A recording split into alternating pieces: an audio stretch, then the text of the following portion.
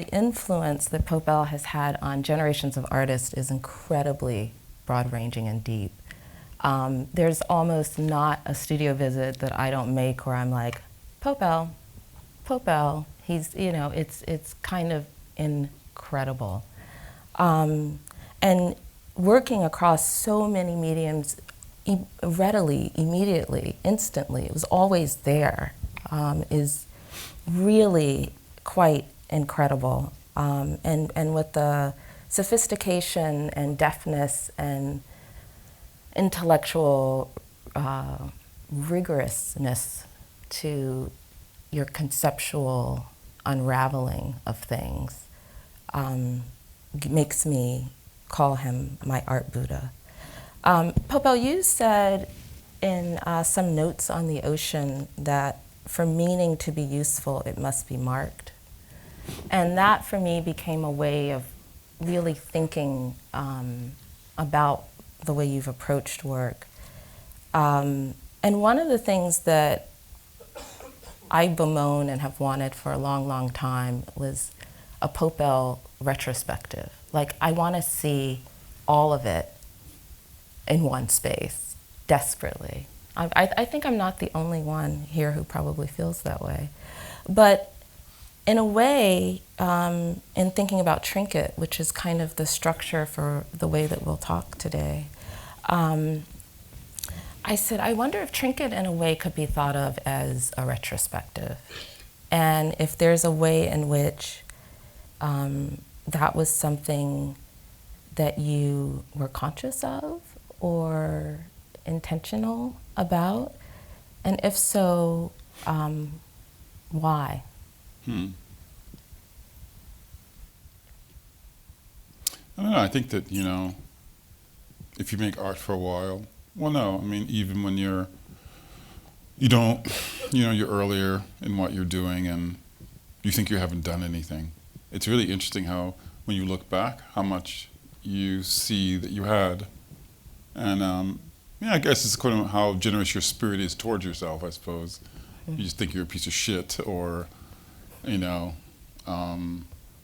But I always think that, you know, one is always retrospecting, you know, and so there's a thing in the market that drives the new. But the truth of it is that artists are always sort of, I mean, if you were a writer, you'd always be telling the same story, or somehow the same characters would be coming up again and again and again, like Faulkner, or I mean, so many writers who, that's their thing. They find these individuals or these types, and they become their, how would you say, their icons to speak through. And, you know, it's like, I find with collaborators, it's the same thing. The reason I have worked with so many of the same people over so many years is because there's a language, there's a short, you know, there's a, what was that word, you know, shortcut to speaking and to doing. So I just find it, you can't work with these same people over 20 years, 25 years, and not have their personal codes influence the stuff you do over the years also. So I think the current work is always imprinted with the past work. So why not have that as a, how do you say, a consciously, you know, contrived way of working, where I'm always, you're always sort of taking one step forward and one step back, but it's not as if you're staying in the same place. I find that very helpful. I think it's something that I only recently, there was something about Trinket that really congealed this for me. And in a way, it made me think about the use of dramaturgy in your work. Now, did you study theater? But not in traditional school situation. I mean, I wrote plays probably since, you know, I was undergraduate, but they were odd-shaped things, you know. What do you mean by that? Odd-shaped things? You know, they weren't, they were handwritten. I had this thing about handwriting, and they weren't memorized. I refused to have them memorized. So in a way, I was breaking certain conventions of theater, and I didn't understand how, like, once I worked in a theater department for 20 years, I didn't realize that that was really bad. You know, they really are against that kind of shit. You know, you memorize stuff. You know, you don't handwrite anything, or everything has its place. It's very hierarchical business, and film is the same way. The film business, and I mean, you know, when I was younger, I had these, you know, issues with theater and issues with, you know, the film context, and now I can see it could be helpful. You know, if you work with the right people, they understand that no matter what job you have, you're always sort of bleeding into the other job, you know, and that's really the real deal, no matter what your contract says. So, but you have to work with the right people. So, I don't know. I don't know, over time I don't know, I lost it. Yeah, well, I think this notion of dramaturgy that I've been kind of trying to understand. Yeah, go. You remember? So yeah, because the thing is, in theater, how do you say exposure to dramaturgy first came through Robert Wilson, the theater director, and how he uses dramaturgs. And Wilson, I don't know if you know his work or interview. You know, he's dyslexic. He has really bad dyslexia. I mean, the guy can't read. Wow. You know, I mean, he can, but he'd rather not.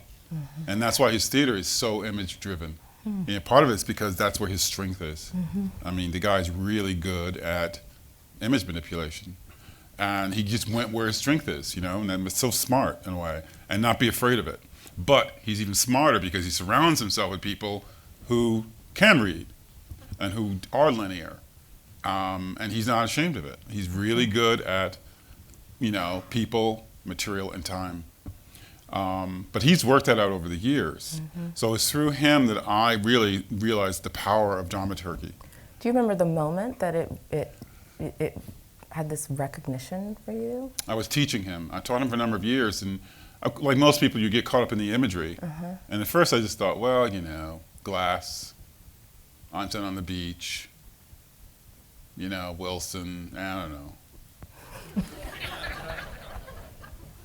You know, a little album. People carry the album around with them, and it would be all tattered and stuff, you know. I don't know, I stayed away. But once I started really, you know, looking at his practice, like, for example, I guess the first thing I admired from his work is how he funded his work.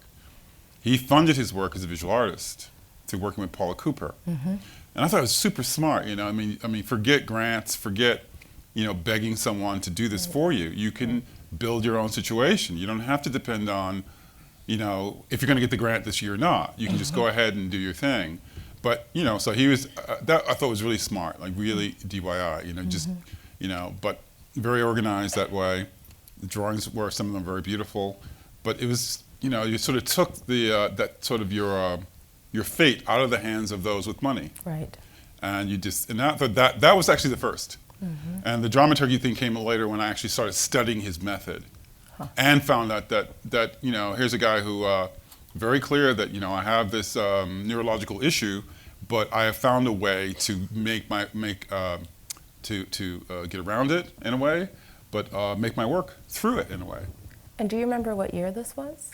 Heck, I don't know. It was over a certain period of time of gradually seeing that there's this person who has some of the same issues that I have, but is just doing it differently. You know, he's a bit more flashy than I would like to be, so maybe that was part of my rejection of him at first. And then I could see, well, you know, maybe the flash is certain. Anyway, you know, it's like growing up. You know, you have someone maybe who you are intimidated by, but in a sense, you don't even see your commonality with that person because there's an ego thing going on, and I had to get rid of that.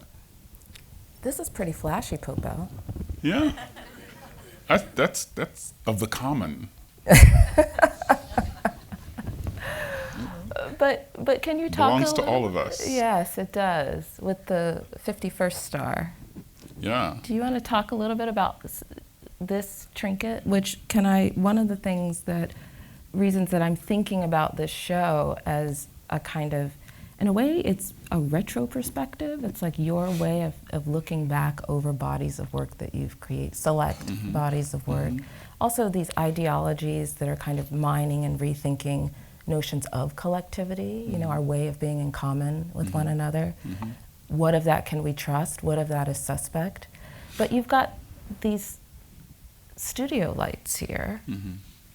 Can you talk a little bit about your choices for this trinket? Because you've done it before in 2008, and why you made certain changes between, for the Mocha LA installation. In Kansas City? Yeah.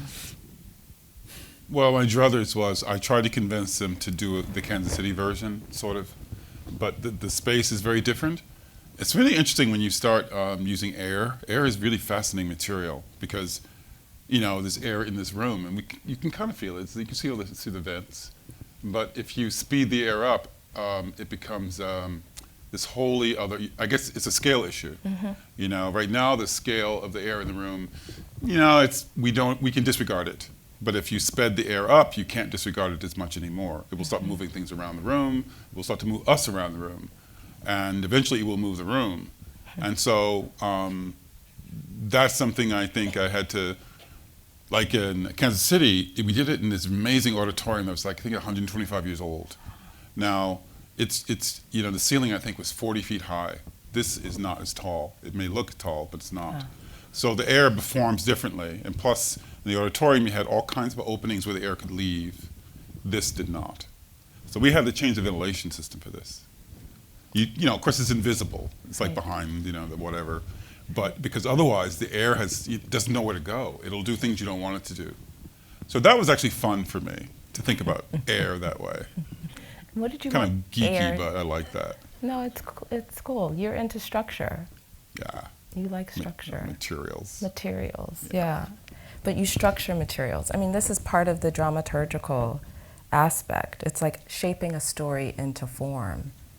That's what a dramaturg does in part. So this trinket is different from the one, it's not trinket that you did, but it's where the flag first appears. And that's in the show that you did for Franklin Furnace, and it was a collection of performances and also things that took place in the gallery. And this was what year was this, Pope.L? 90-something.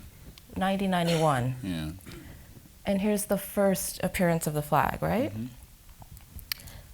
It's a very different use of it. Yeah. How are you thinking about it here? There's something like, horizontal. I was into kind of a horizontality, but I guess the current work I think the standard proportion of the flag is more squarish. It is a rectangle, but it's pretty close to square. But I doubled the normal length, so it's more. How do you say? It's more about the horizontal. So I think in that way, it is even though it's elevated above the floor, I still think there's a certain drive for landscape and for being in a landscape, even though they are superficially different. And this was Eating the Wall Street Journal, the first version of that. CC. Yeah, okay. Yep. Do you remember what street this was? Maybe 2nd Avenue, around there. Maybe 3rd. Yeah. A different New York. Probably between 14th and Street and maybe 8th, something like that. I mean, it's funny when you're out in the street like that for a long time. I could see why people who are in the street, because I've had relatives in the street, you get discombobulated. I mean, especially in a place like New York, where there's so much cacophony. I mean, I think I think the word high is not appropriate. People just your brain gets discombobulated because you have to constantly deal with change, and people are constantly entering your space. I mean, my mother used to make jokes about people on the street, even though we were almost on the street many times. Maybe that was her gallows humor. About there was that living room, in the sense you establish your living space, your intimate living space, in public, and that's a weird way of living. It's like it's hardcore, you know. It's like, but your way and how you see the world changes. You know, that's what I found. Even though I wasn't out there, 7 days a week, living that way. It doesn't take long when you lower yourself in that way and you just remain there. How it changes your head. Anyway. So this was Tompkins Square Crawl? No, this is Times Square Crawl. This is Times Square. Yeah, this is earlier. This was the one in the 70s, 78? CC. I think it was 78. Yep. And do you have any reflections on I feel like the crawls have become a way for people to enter the work and understand the work, and you've shifted them in so many different formats. Can you talk about the way in which your intentions for the crawl very early on and how that's evolved and how it's even maybe taken different forms and different kinds of work? Like the Pope piece we did, Cage Unrequited, right, which we'll talk about a little bit later, to me began to also feel like a crawl, even though I described it as a procession. It has an endurance aspect to it. I don't know, I guess the idea of a lot of the art in at least the 60s and 70s, besides someone like Vito Acconci, who is, I think, a marker for me, a lot of it was very, how would you say, is from here up. It was very intellectual, very tight. The idea of, my teacher's talking about, they're using words like, very tough, and very, rigor was a word, of course, we still use that one. But there's a way of talking about minimalist works in the 70s, and like going to see a Robert Ryman, was like going to church, you got to go see this piece, my teacher would say. This little black kid, I don't know shit. He's telling me to go see these white paintings, and all right, I didn't even know. I had no idea. He didn't want to tell me anything. Right. So you got to go see these. I go and this is what I see. And I'm going, so, I really appreciate my students sometimes because they have that look on their face, like, what the fuck, What does this mean to me from where I'm coming from? But actually, I was surprised. I kind of got off on it, It's funny, you surprise yourself. My teacher was right. This is the thing he should have sent me to. I didn't understand it. No, it took me like years to understand the layers of my reaction to seeing my first Ryman. Like the fact that this white guy could just do this, and I remember thinking that, but I didn't allow myself to say it to anyone. I would, you would just talk about the work. But the fact that this white guy did this, and so much whiteness, the embracing of that, I thought, but you don't talk about it that way. You talk about edge, you talk about surface, you talk about whatever word that you see, facture. You're talking about the white paintings. Well, this is like, he redid this one maybe a few years ago. This is a wall that's like 100 feet long. He did it in the John Weber Gallery. And of course, when you build a wall 100 feet long, if you know anything about building a wall, there has to be seams. Right. There's no seams. It's beautifully made. Perfect surface. And it's about kind of perfection. But it's funny, I'm not supposed to be thinking about social issues when I see this work. I'm supposed to be thinking about formal issues. And I was, kind of, but I couldn't not think about those things. But I never told anyone. I didn't even tell my friends. In fact, I don't think I told myself until years later when that was my first reaction. How could this guy, I could never do this, I was thinking. But you don't really believe that. At the time, I thought that was it's like being hit in the face with something like, I could never be this white. Right. In public or something. I don't know. It was an interesting reaction. It was like totally unartful. But it was very artful in the sense it was so direct. It was so revealing. And this person, when you read the literature on Ryman, no one talked about this aspect of it. Right. No one was interested in that. So I was like, well, no, you're not looking at the work. Right. Right. You're looking at your own issues. Right. Right. Ah, yes. Yeah. They're my issues. They're your issues.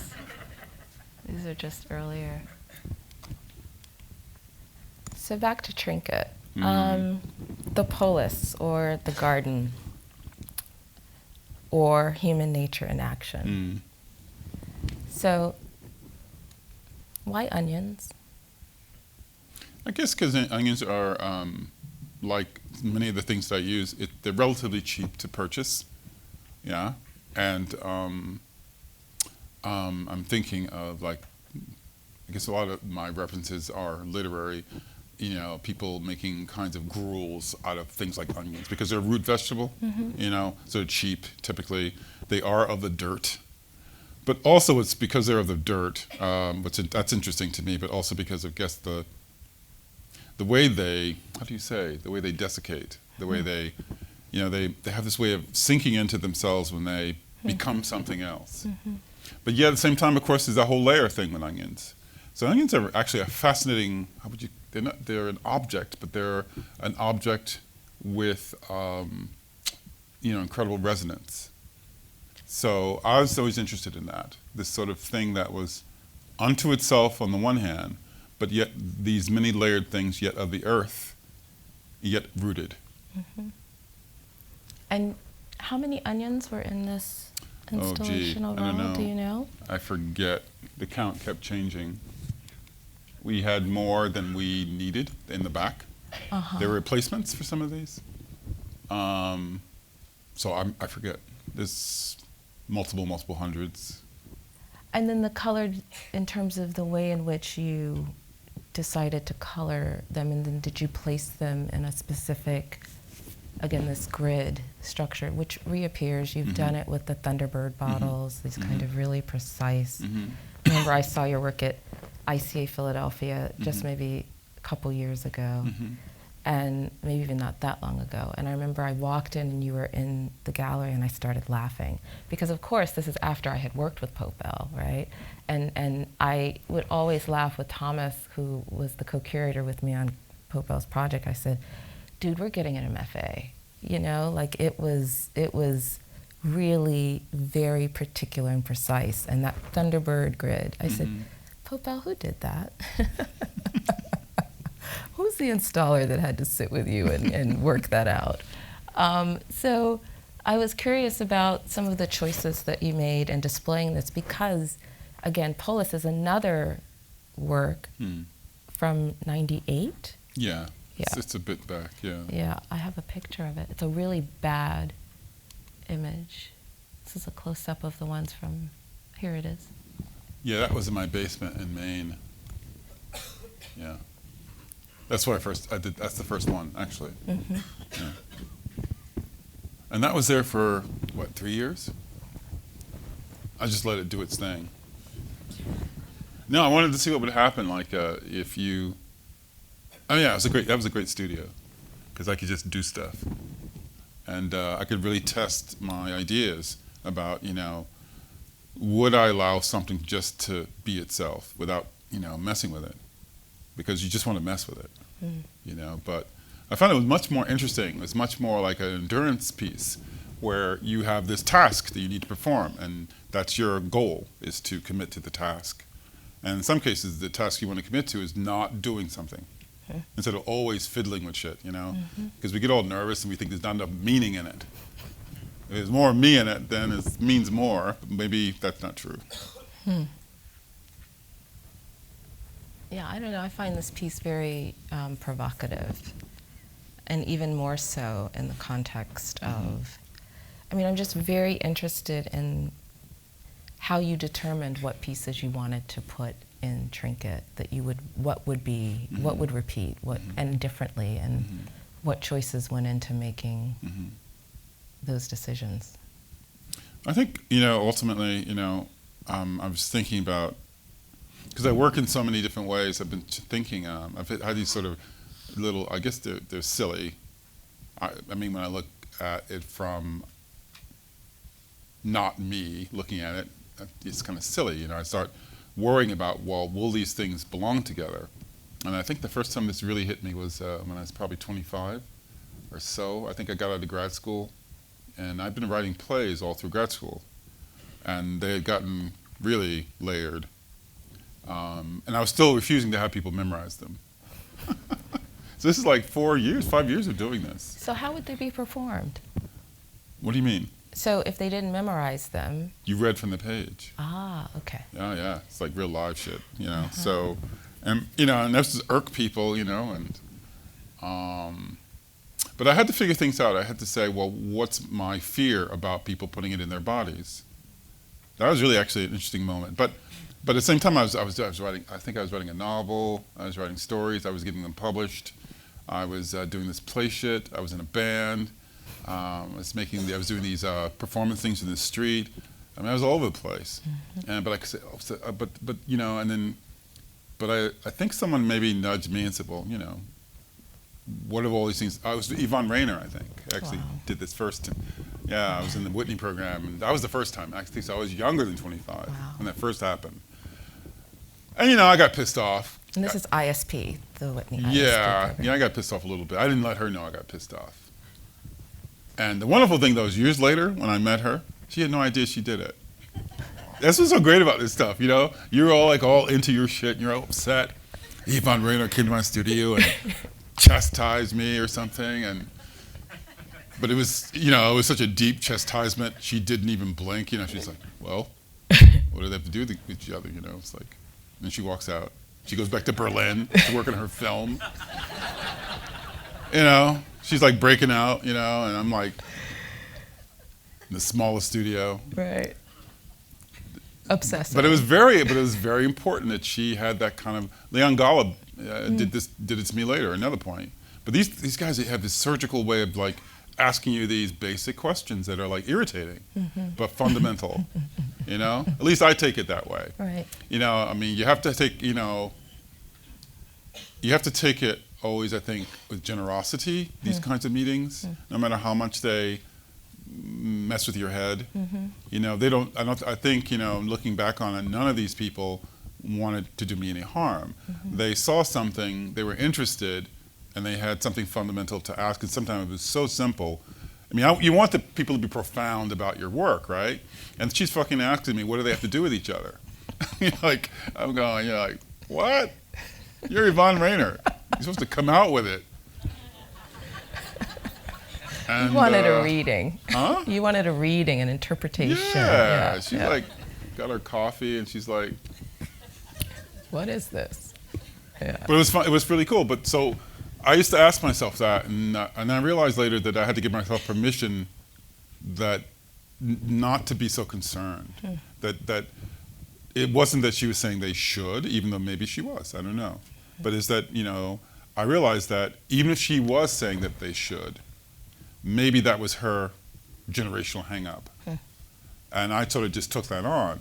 But I think the pressure of her asking that or posing that question put me in a position to say, okay, maybe I'm looking at this the wrong way. I mean, it's funny, you can hinge objects together at different levels. Like, for example, they could, like people who, you walk in their exhibitions, and there's a red dot in every painting.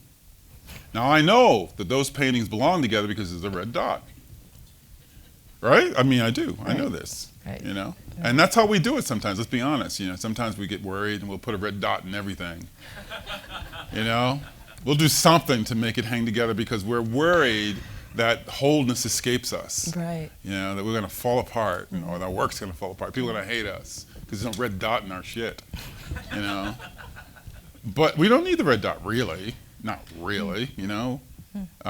So I decided, so the thing about, I said, well, why not, you know, encourage the opposite of the red dot? But maybe the hinge is invisible. So I think in that show, in the Trinket, I realized the hinge was duration. You know, it's not something you can see, but every work had to do with things durating, things passing away. Basically, you know, whether it's a performance in that show or video or an object, it's time is essential to its being. Yeah. And that's the thing, and that's when I started realizing that I don't have to make this visible in the work. I need to make it manifest in terms of how it is. And then that sort of took the problem away.